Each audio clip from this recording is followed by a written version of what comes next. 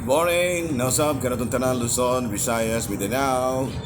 Maing mudto. Do dili good morning. Maing mudto Philippines, maing mudto world, maing mudto universe. Sana na pud kita mga higala nini ang atong tulumanon sa kahanginan CONA Catechesis on Air.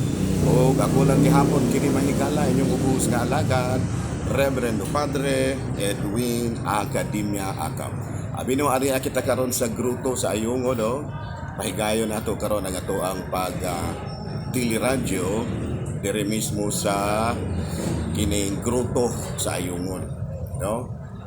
Ato nga i-appeal, no, ang ato ang mga pag-ampo karon ang atong mahal nga Birhen Maria nga diin ato nga gi-appeal usab sa ato ang debosyon karon sa ato ang pagpahigayon nining ato ang kining katekises.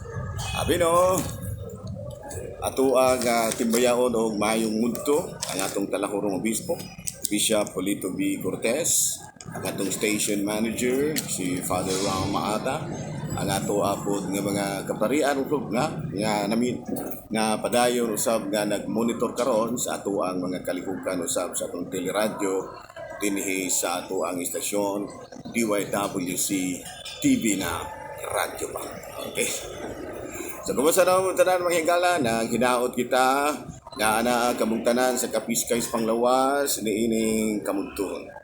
Abi no, ato usab nga timbayaon og good morning ang ato ang mga lay ministers nga padayon nga nangalagad sa Katolikong simbahan nga padayon nga nag-agat no ang atanay sa mga bukid ug uban pa nga mga buluhaton sa mga lay ministers pagkalawat sa mga masakiton, matud pa pagdala og kasaulugan sa pulong ngadto sa mga kakapilyahan o pagdala usab og mga uban pa nga mga pangalagat, no? Gani aduna karoy kuan mga higala, aduna karoy move nga ang mga kuan kining ang simbahang Katoliko aduna nay kana bitang permanent married deacon. Ayan no, mga diakono na gyud aron naduga nga kalihukan nga mapuad ka nato, mahatag ka nato sa ato ang mga laiko. Abi no, padayon kita mga higala, ari kita sa kining CBCP News, no, shrine sa Our Lady of the Visitation dito sa Gibang Island, sa Gibang Luzon na kini nasubhan pinaagi usab ni Archbishop Charles Brown ang papal nuncio to the Philippines, no? So padayon karon ang pagdebosyon usab sa mga katawhan sa nasangpit nga shrine, no? Our Lady of the Visitation. Unya balita gikan sa kining Vatican ang atong talahuron nga Santo Papa sa iyahang pagbisita dito sa Congo, sa Congo Island, dito sa nasod sa Congo, naghatag usab og pagtulunan sa mga kini kabatanunan dito nga ang pag-ampo maoy mga matud pa the secret weapon for peace, no? Ato pa giauhag sa atong talahuron nga Santo Papa ang tanan nga mga gitawag nato og mga kabatanunan sa nasangpit nga nasod nga ilag yun nga kining himuon ang kanunayng pag-ampo. Okay, ari kita mga higala sa ato nga Saint of the Day. Bueno, ang atong Saint of the Day karon sigon diri sa ato ang listahan, no, sa matarong adlaw ang ato karong santo mao si Saint John of Valua. Bueno, kini si Saint John of Valua matud pa daughter kini siya og King Louis of France. Niya aduna siya gamayng problema sa iyang panglawas pero matud pa naka-receive kini siya og Third Order of Saint Francis. Nakuan siya na kinibitaw minyo kini siya na divorce and then nakatukod siya, no, o grupo sa mga madre, no, the Sisters of Annunciation. O niya sa dihang namatay na kini si Saint Juan of Valua kuan kini siya, canonized kini siya isip usa ka santa, no? Si Saint John of Padua. Hala, no, padayon ta ari kita sa ato ang mga katikise mga higala. So kumusta naman no ato dahil nga timbayaon og mayong mudto sab ang atong mga kaigsuonan usab dinha sa may atong mga kaigsuonan sa mga kabukiran, no? Padayon na ta nga padayon usab nato nga timbaya og gamayong mudto ang ato ang mga kaigsuonan dinas mabinay, no? Nga kanunay na minaw usab kanato, no? Kana maabot sa ato ang pagsibya pinaagi sa ato ang field products, no? Dinha sa may mga lugar-lugar, no? Nga diin adunay field products nga connection makakita gyud nato mga higala sa ato usab nga mga gitawag nato kining pagpangalanan. Okay? Okay, ari kita sa ato ang mga katikisem, no? Ano yung mga pangutana diri? Pader, natawo ang among silingan niya nga ang bata sa among silingan. So matud pa sa mananabang iya na kunong nabunyagan, no? Natawo ang bata sa among silingan, natawo nga masakiton.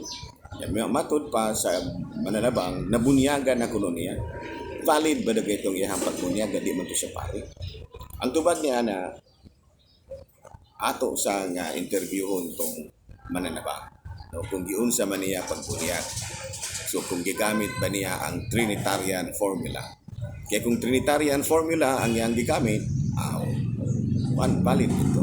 Kanang Trinitarian formula, buti pasabot ni Ana, nag-iyang gibunyagan sa ngalan sa Amahan, sa Anak, sa Espiritu Santo. Ana na yung bukbo sa tubig, ngalan sa Amahan, sa Anak, sa Espiritu Santo. So kung pagkuha na sa tubig, dungan, pero kung panalitan og ang bata, dili gyud madayon ba kay sakiton man lagi, unya dunay puruhan nga dili makalahutay. Pero kung ang bata makalahutay gyud, makaabot kini siya og kinibitaw taas-taas nga pangidaron, no? Dadon gyud ang bata human nga kadto gitawag man dog bunyag nga gihatag sa mananabang og emergency baptism. Emergency raman to. Sa ato pa kulang pa to. Kinahanglan pa nga dadon gihapon ang bata sa simbahan aron matagaan sa dugang mga kinahanglan.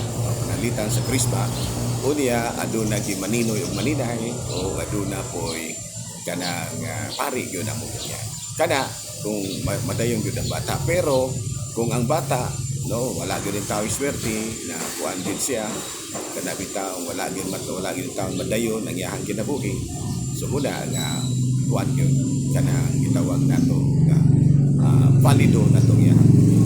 Amo to gitawag emergency baptism. So alang dahil sa mga mananabang no, kinahanglan gyud nga sa inyong pagpanabang nakabalo gyud pud mo ug unsay mga bulaton.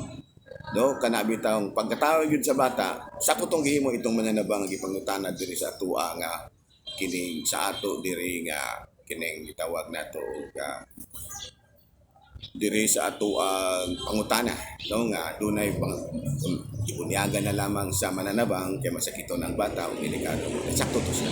Pero kinahanglan nga inyo yung memorization, no, mga nanabang ang pangalan sa bata, no, kung unsa gi pangalan sa bata aron matiwas og bunyag dito sa gitawag nato sa simbahan.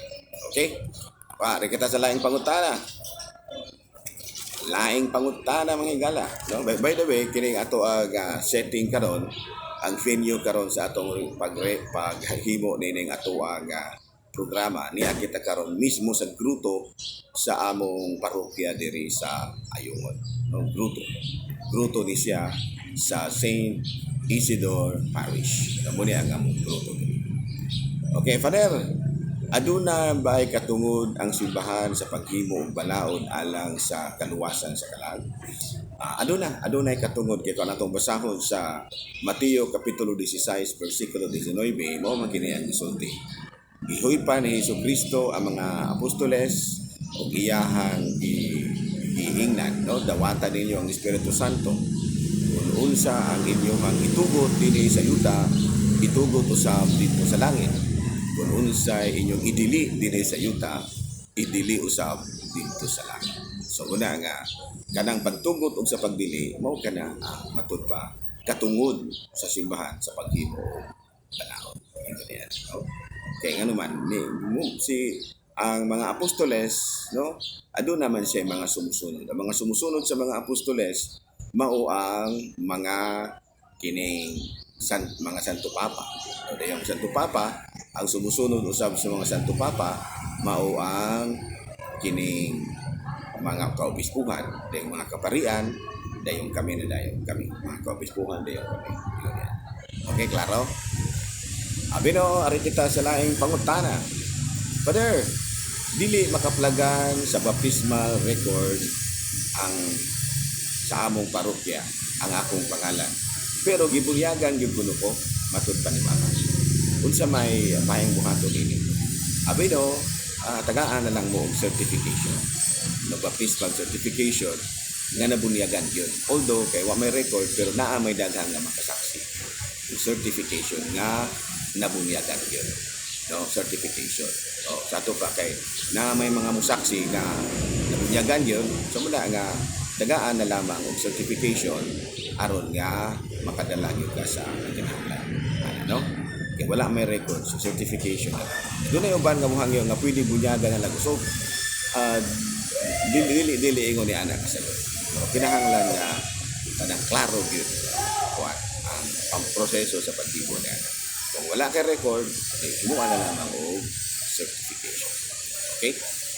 Okay, laing pangutana. Tinuod ba, Padre, nga walay bakla o tomboy nga makasunod sa langit? But anyway, kanang tinuod na siya, pero ang wala na nagpasabot nga ang mga bakla o tomboy dili makasunod sa langit because ang pagkabakla o pagkatumboy wala diha sa mismo nimong kanabitaw pagkatao kung dili diha mismo sa imong gibuhat. Sa ato pa action gyud kung panalitan tumboy ka o bakla ka ya panalitan mo engage gyud ka og kanang sexual activities panalitan tumboy ka o nya babae po yang imuha nga sexual activity labi na kadili pag imuha na pamilyo muna siya gitawag na o pinili.